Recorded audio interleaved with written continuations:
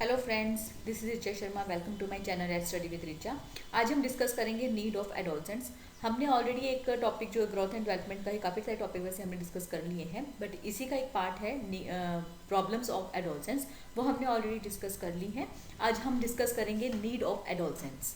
ठीक है, अगर चैनल को सब्सक्राइब ना किया हो तो ज़रूर कर लीजिए और लाइक भी ज़रूर कर दिया कीजिए, मोटिवेशन मिलता है। ठीक है, तो चलिए सबसे पहले हम देखेंगे एडोलसेंस होता क्या है।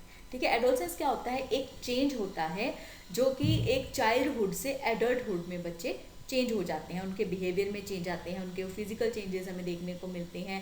कुछ ना कुछ उनमें कुछ ना कुछ करने की उत्साह दिखता है, वो एक दूसरे की नकल करके कुछ सीखना चाहते हैं, एक दूसरे को कॉपी करना सीखते हैं, या सोशो कल्चर एस्पेक्ट्स को एक्सेप्ट करना सीख जाते हैं, या उनको चैलेंज करना सीख जाते हैं कि भाई हमारे घर में ऐसे होता है तो ऐसे ही क्यों होता है, क्या ये ज़रूरी है, क्या कोई रूढ़िवाद है, या इस तरह के कुछ पीरियड्स टाइम उनका आता है। तो adolescence is a transitional phase of growth and development between childhood and adulthood. Childhood से बच्चा जब एडल्टहुड में एंटर करता है, वो एक फेज होता है, उसको हम कहते हैं adolescence. The WHO defines an adolescence as any person between ages 10 and 19। जो WHO ने बताई थी, वर्ल्ड हेल्थ ऑर्गेनाइजेशन ने, उसने एज बताई थी एडोलसेंस की 10 एंड 19। कहीं पर ये एज 13 to 19 है, तो इट वेरीज। ओके, पर WHO ने 10 से 19 की एज के बीच के बच्चों को एडोलसेंस बताया है। Next is adolescence. जैसे अगर हम इसकी हिस्ट्री देखें तो एडोलसेंस जो था वो लैटिन वर्ब से लिया गया था। देखिए, जो हमारे मेनली वर्ड्स हैं वो दो ही भाषा से लिए गए हैं, लैटिन वर्ड से या फिर ग्रीक वर्ड से। तो ये आपको याद रखना पड़ेगा कि कहाँ पे आपको लैटिन वर्ब लिखना है, कहाँ पे आपको ग्रीक वर्ड लिखना है, कौन सा वर्ड ग्रीक का है और कौन सा लैटिन वर्ब से लिया गया है। ठीक है, जो एडोलसेंस है वो लैटिन वर्ब से लिया गया है, दैट इज फ्रॉम ऑडेल्सियर which means to grow into maturity. मतलब जब आप मेच्योरिटी की तरफ बढ़ते हो, ठीक है, बचपन से मेच्योर होने की तरफ बढ़ते हो। It is a biosocial transition from childhood to adulthood. ये एक वे है कि आप एक चीज़ जो आपने समझी है कि एडोलसेंस क्या होता है, चाइल्डहुड से एडल्टहुड में जाने का एक वे होता है। बट सिर्फ आप इतना ही तो नहीं लिखोगे ना एग्जाम के अंदर, आपको एक एग्जाम में फुल फ्लेज आंसर लिखना है क्वेश्चन का, स्पेशली बीएड एग्जाम्स में। तो उसको आप किस तरह से अटेंड करोगे, ये वो वे है। ठीक है, इसमें आप अपने बिहाफ पे भी कुछ लिख सकते हो जो आपको समझ में आता है, आपको जरूरी नहीं है कि यही सारे कंटेंट लिखना है। It is based on childhood experiences and accomplishments. Adolescence refers to the behavioral characteristics of this period that are influenced by physical and cultural change. Period of rapid physical and biological changes with may lead to competence, tension, frustration and feelings of insecurity. देखिए, अभी मैंने आपको बताया कि adolescence क्या होता है, कि जो चाइल्डहुड से एडल्टहुड की ओर बच्चा चेंज होता है, उसमें बिहेवियर चेंजेस दिखते हैं, उसमें बायोलॉजिकल चेंजेस दिखते हैं, उसमें कंपटीशन करने की भावना आती है, उसमें उसके दिमाग पर कुछ टेंशन हो जाती है कि भाई मेरा फ्रेंड तो आगे बढ़ रहा है, या मेरे फैमिली मेम्बर कोई आगे बढ़ रहा है, कोई कज़न है, उसको फ्रस्ट्रेशन होती है, उसमें इनसिक्योरिटी आती है अपने भाई बहन के लिए, या ये सब पीरियड जो एक पीरियड के अंदर बच्चे फील करते हैं, वो सब एडोलसेंस में आता है। ठीक है, तो इसी को एक पॉइंट्स के वे में कैसे लिखा जा सकता है, वो ये मैंने आपको एक वे बताया है। Adolescence period is also called period of temporary insanity, period of 4S stress, storm, stream and strife। देखिए, सीटेट में भी ये क्वेश्चन बहुत इंपॉर्टेंट है और काफ़ी बार आ चुका है कि स्ट्रेस एंड स्टॉर्म की कौन सा पीरियड को कहा जाता है, जो कि स्टेजेस ऑफ ह्यूमन होती है उसमें कौन सी स्टेज को कहा जाता है, एडोलसेंस पीरियड को कहा जाता है, एडोलसेंस स्टेज को कहा जाता है। ठीक है, अब जैसे टॉय एज है वो अर्ली चाइल्डहुड में आता है, और जो प्लेवे पीरियड जो होता है वो अर्ली चाइल्डहुड में आता है, और लेटर चाइल्डहुड में बच्चा स्कूल जाने लग जाता है। ठीक है, स्कूल गोइंग बच्चा होता है। Next is increase compassion patterns, love, anger, jealousy, emotion of love. Next is need of adolescence, कि अब एडोलसेंस की नीड क्या है, ज़रूरतें क्या है। First is need of freedom from dependence. देखिए, जो एक एडोलसेंस पीरियड के बच्चे होते हैं ना, वो अपने आप को पूरा इंडिपेंडेंट समझते हैं कि हमें भाई हम किसी पे भी डिपेंडेंट नहीं हैं, हमें एक फ्रीडम चाहिए। ठीक है, हम जो करना चाहते हैं, हम बड़े हो गए हैं, वो अपने आप को एक इंडिविजुअल समझने लग जाते हैं, अपने आप को एक बड़ा समझने लग जाते हैं, उनमें एक फीलिंग आ जाती है। ठीक है, तो उनको उस डिपेंडेंसी से फ्रीडम चाहिए होती है। ठीक है, adolescents consider them as a full-fledged adults, so they do not want to remain under the control of elders. Hence, they feel the need of independence and want to exercise their own opinion. This creates difficulties because they are considering themselves an independent person. They don't need anybody, but it is not true. They need guidance of their parents or of their teachers, right? Timely. Next is need for self support, कि भी हम तो बड़े हो गए हैं, हम तो अपने आप को सपोर्ट कर सकते हैं, हम सही हैं तो सही हैं, ऐसा नहीं होता। ठीक है। Self support implies what they would like to do and become in life, कि वो जो करना चाहते हैं वही सही है। So this need can be fulfilled by providing them educational and vocational guidance. देखिए इस टाइम पीरियड में स्कूल्स में, कॉलेजेस में एक वोकेशनल गाइडेंस के सेमिनार्स लगते हैं या एजुकेशनल गाइडेंस के सेमिनार्स लगते हैं, जो कि बहुत ज़रूरी होते हैं। जो बच्चे अपने आप के बारे में उस पीरियड में समझते हैं, उनको सही वे में, अगर स्पेसिफिकली एक बच्चे को बोलोगे कि बेटा तुम ये गलत कर रहे हो, तो वो तुम्हें गलत बोल देगा, अभी तुम कौन होते हो मुझे गलत बोलने वाले। बट एज अ टीचर उनको गाइड करना रिस्पॉन्सिबिलिटी है, इसीलिए सेमिनार्स ऑर्गेनाइज किए जाते हैं। तो ये उनकी ज़रूरत होती है कि उनके लिए ऐसे गाइडेंस प्रोग्राम्स रखे जाएँ, सेमिनार्स रखे जाएँ, वेबिनार्स रखे जाएँ। ठीक है, तो ये एडोलसेंट्स की नीड है। Next is need for philosophy of life. जो एडोलसेंट्स होते हैं वो एक ना, जो भी उनके कल्चर में या उनके परिवार में जिस रिलीजन को मानते हैं या जो भी उनके घर में पूजा होती है उसको मानना शुरू कर देते हैं। उसके मानने का कारण क्या है, उनको कुछ चीज़ें गलत लगती हैं, कुछ चीज़ें सही लगती हैं। तो इस टाइम पे टीचर्स और पेरेंट्स उनको उनके क्वेश्चंस का आंसर करने की कोशिश करती हैं। ठीक है, उनको फिलोसॉफी के रिगार्डिंग जो भी उनके क्वेश्चंस हैं उनको आंसर करने की कोशिश करते हैं, ताकि उनको सही वे पे रखा जाए। ठीक है, उनको भटकने ना दिया जाए। Adolescents take interest in matters of religion. Their topics are not to discuss philosophy but to talk about conduct, religion and destiny. मतलब वो डिस्कस नहीं करना चाहते, उनका टॉपिक डिस्कस करने का रीज़न ये नहीं है कि वो फिलोसॉफी को चेंज करना चाहते हैं, बट वो रीज़न समझना चाहते हैं कि ऐसा क्यों है। ठीक है, so this is the duty of teachers and parents to satisfy this need by providing religious teaching and moral training, otherwise there will be conflict between the parents and the adolescents. देखिए teacher इसमें guidance दे सकता है अपने lectures के through, अपने seminars में कुछ ना कुछ लिंक करके, ठीक है, जिससे कि पेरेंट्स और एडोलसेंट्स के बीच में कॉन्फ्लिक्ट्स नहीं आते हैं। Next is need for security. Adolescents should be given sympathetic attitude and guidance so that they may not suffer from complexes and frustrations। कि उनको सिक्योरिटी की ज़रूरत होती है कि अगर उनसे कभी कुछ गलत हो गया तो इसका मतलब ये नहीं है कि उनकी पिटाई की जाए या उनको धमकाया जाए। उनको एक सिक्योरिटी फील होनी चाहिए कि अगर हमसे कुछ गलत हो जाता है तो हमारे पेरेंट्स हमारे साथ हैं हमें सही दिशा दिखाने के लिए। ठीक है, बल्कि उनसे फ्रस्ट्रेट नहीं होना है कि नहीं तुमने ऐसा क्यों किया। उनको सिक्योरिटी प्रोवाइड करने की कोशिश करनी चाहिए, उनको ज़रूरत होती है उस time. Next is need for self recognition.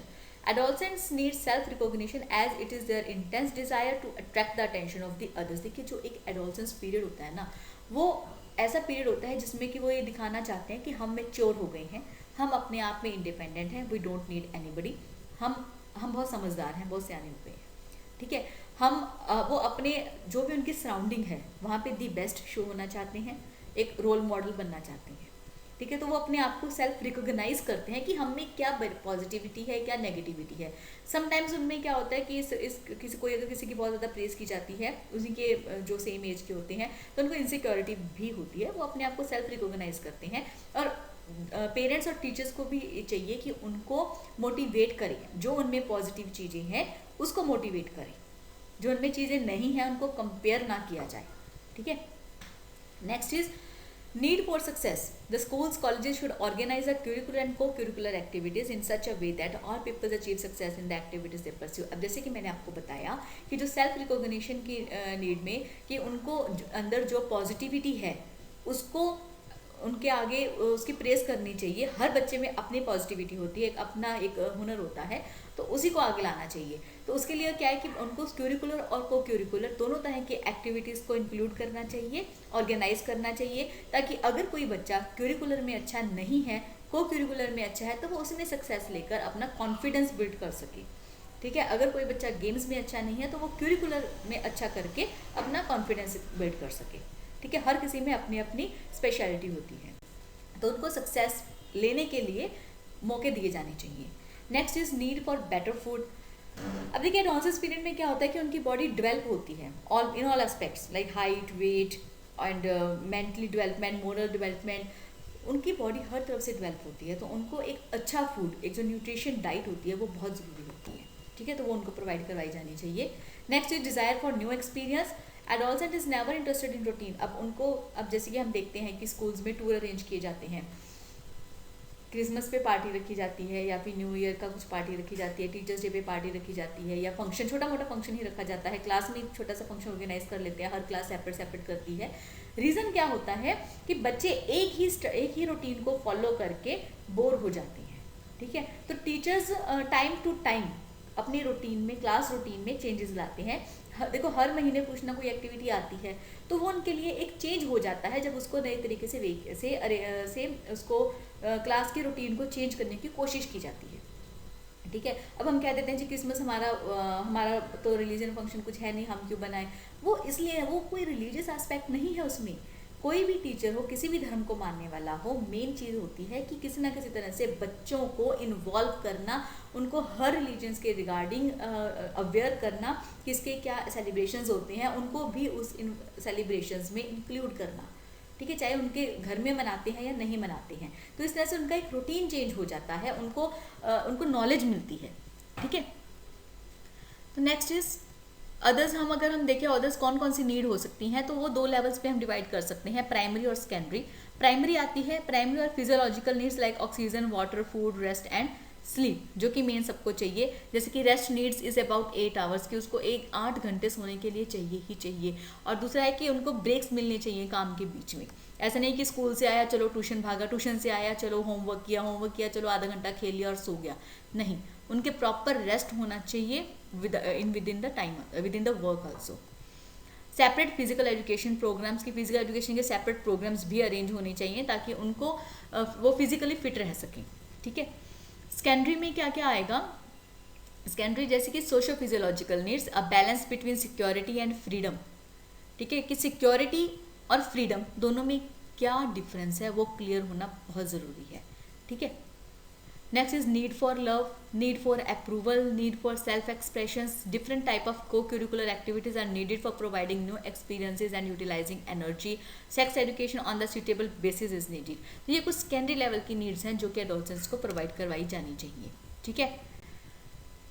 Next is education for adolescents. देखिए एडोलसेंट्स को कुछ एजुकेशन प्रोवाइड की जानी चाहिए। ये आप प्रॉब्लम्स में भी इंक्लूड कर सकते हो, जो हमने कल टॉपिक डिस्कस किया था, problems faced by adolescent period.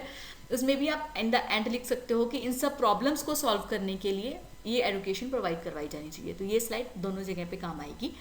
जैसे नेक्स्ट है फर्स्ट पॉइंट है training in the art of living together, कि उनको ट्रेन किया जाए कि किस तरह से वो मिलकर रह सकते हैं।